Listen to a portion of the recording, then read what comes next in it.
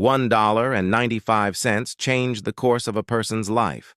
The storm was more than simply rain. It was a temper tantrum that the skies tossing about. In the midst of a gloomy December, the windows of Maggie's Griddle, a beacon of greasy warmth, were engulfed in hail, which clattered on them. Both the smell of charred coffee and the stench of despair permeated the inside of the building. Ella wiped off a sticky boot as her uniform was strained at the seams, and her eyes that were bearing the weight of 2 shifts that were consecutive to one another. However, her eyes kept going back to table 7, despite the fact that her feet were screaming and her bank account was whispering in a panic about the overdue rent. A little youngster, about 10 years old, sat in a stiff position. There was no fidgeting and no playing. The mere act of gazing at the laminated menu with such ferocity that it caused Ella's already exhausted heart to break. He wore flimsy garments that were wet at the cuffs, and his shoes were so big that they gaped at the toes. During the hour that he was nursing a glass of water, he had ordered the least expensive item, which was dry toast. Observing his little hands, which were red and chapped, count the imaginary pennies that were placed on the tablecloth, Ella saw that his shoulders sagged lower with each quiet calculation. As Ella's own memories began to resurface, she recalled her father being fired from the mill, the scary stillness of an empty cupboard, and the embarrassment of being in need of assistance. She recalled Mrs. Henderson from the next door, who had appeared with a pot of stew that smelt like salvation just before she arrived. As she had remarked, "Just passing it forward, sweetheart," she had said. The word had turned into Ella's silent mantra after she had put in years of labor that was unappreciated. It was ultimately the youngster who indicated. In spite of her exhaustion, Ella approached with a pleasant grin on her face. "Honey, are you ready for that toast?" she said in a soft voice. His eyes remained riveted on the table as he nodded. "Exactly. Just the toast if you don't mind, ma'am." It was time for the toast. In a deliberate manner, he consumed it, relishing each and every mouthful. The young man's expression contorted into a frown when Ella presented him with the check, which was just $1.25 plus tax. In the process of searching through his pockets, he extracted a handful of sticky pennies and a single dime that was twisted. That was not sufficient. Tears began to fill up, not out of fury, but rather out of deep, passive defeat. There was no hesitation on Ella's part. She reached out and grabbed the money, temporarily covering his chilly, tiny palm with her calloused hand instead. She muttered, "Don't you worry about a thing, sugar," as she leaned in close to reassure him. "This one is available for purchase. On a night such as this, Maggie has a hidden rule that it is unacceptable for anybody to leave hungry. That you would like another slice?"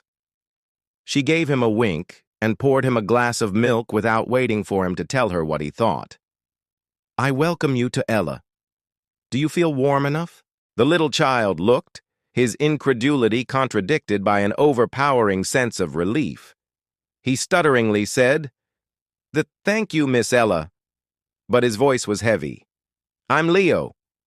The color returned to his cheeks as he swallowed the second piece of the pie. In the moments before he disappeared back into the storm, he turned around and met her gaze with a startlingly straight expression. "I won't let this slip my mind. At any time." Decades became muddled. Leo was never seen again by Ella. At Maggie's Griddle, life consisted of hurting feet, unpleasant clients, and inconspicuous acts of generosity that were scattered throughout the busy schedule. In the end, she decided to retire, her body showing signs of wear and tear, her mind still keen but gradually deteriorating into a fog of early dementia. Now she resided at Sunny Meadows, an assisted living facility that was satisfactory but not particularly spectacular. When seen through the lens of pharmaceutical windows and fractured recollections, the world outside seemed to be quite far. While Sunny Meadows was enjoying a lovely fall afternoon, a wave of unique energy went across the area. An elegant and quiet automobile, the sort that spoke riches rather than yelled it out loud, arrived at the scene. A guy in his late 40s walked out of the room, immaculately dressed in a black suit that sounded more like it was designed for custom tailoring than it did for boardrooms. Despite the fact that he carried himself with self-assurance, his eyes maintained a searching intensity as he surveyed the common area. His attention was drawn to Ella. With a worn crochet blanket draped over her lap, she sat by a window and traced designs in the condensation that was on the pane.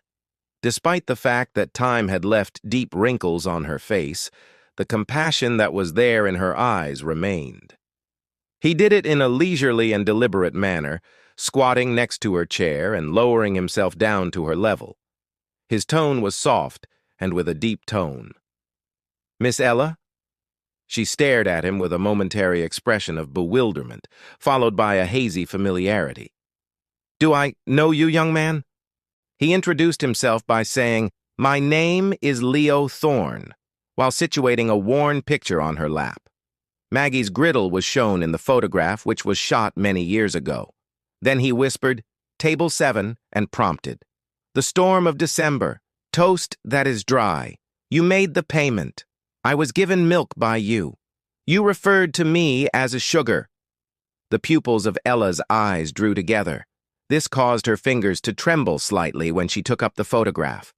The fog seemed to lift, even if only for a little instant. An unadulterated and unburdened grin grew over her face in a gradual and dazzling manner. "Leo?" To a young Leo? As icy as a cold popsicle?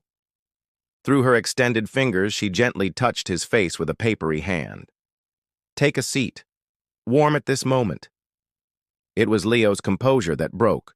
One tear made its way down his face of his cheek. "Miss Ella, I am feeling heated. As a result of you..." A hand was taken by him. "For that evening, you did not just purchase bread for me. Because of you, I have dignity.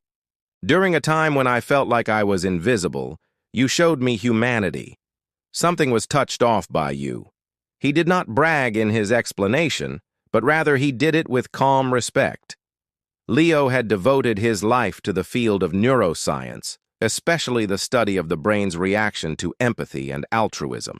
He was motivated by a strong desire to comprehend the logic behind Ella's act of selflessness, which inspired him to learn more about the subject. It was his revolutionary study on how acts of kindness cause cascade neurochemical reactions that had changed therapeutic techniques and gained him renown, and yes, big fortune. These responses included a reduction in stress, an increase in resilience, and a physical rebuilding of brain pathways for positivity. However, the money, Leo added, bringing out a sleek tablet, was nothing more than a technique. To construct this, I made use of it. The Ella J. Thorne Center for Compassionate Neuroscience was the name of the building that he presented to Ella, which was a depiction of a gorgeous structure that was filled with light. Next week will mark the beginning of construction. It's not merely a place for doing study. Because of the physical and quantifiable effect that kindness has on the brain and society, here is a location where we research kindness, teach it, and finance community activities based on that impact. This is what we refer to as the kindness equation. A document pertaining to an endowment was brought up by tapping the screen. "And this," he said with a deeper tone, "is for you, is a trust, in order to provide you with the highest level of care, comfort, and everything else that you want or desire for the rest of your life. A private apartment with a view of the gardens, healthcare professionals, and nurses. Whatever it is that puts you at ease." As Ella listened, her eyes moved back and forth between the pictures on the tablet and the sincere expression on Leo's face. She was overwhelmed by the technical terminology, yet the fundamental idea reverberated deep inside her memory, which was beginning to fade. The little kid that she had nourished. The effect that her seemingly little action had. She gave his palm a gentle squeeze, and her previously murky eyes instantly became clear and brilliant with comprehension. "I am my father. This is Mrs. Henderson's stew." she whispered. "Pass it forward," as the pieces began to join with one another. Taking a glance at Leo, she smiled more broadly, her expression revealing a genuine and unassuming delight. "Leo, you did not just pass it on to someone else. You increased the amount, in the same vein as that science." The sound of Leo's laughter came with a lot of feeling. "Miss Ella, we demonstrated that it multiplies. It was tested by us. Your toast, which costs $1.25? The importance of it is shown in the millions of dollars spent on research and the thousands of people who have benefited from medicines. Your generosity is encoded in your neuronal signature. Even after many decades, it continues to function and continues to generate positive feedback loops. Within me, in each and every person, the center will impact. The rainy evenings, the warm milk, and the lasting power of a single moment of grace were the topics that he spoke for various hours. He did not speak about millions of dollars or science. Not only did he pay back a debt, but he also paid tribute to the site of birth of a revolution in the way that we define human virtue. As Ella went off to sleep that night, she was wrapped in warmth that was sponsored by the science that her generosity inspired. She had a deep, silent knowledge. The simplest equation of compassion, scrawled on a restaurant check, might actually solve for a future that is better than anybody could ever fathom. The Storm Kid had become a pioneer, mapping the neuronal circuits of the heart, and it was all because a tired waitress remembered to be nice to the youngster on the Storm Child. The kindness equation was not only a scientific discovery, rather, it was Ella's legacy that will continue to reverberate throughout the ages.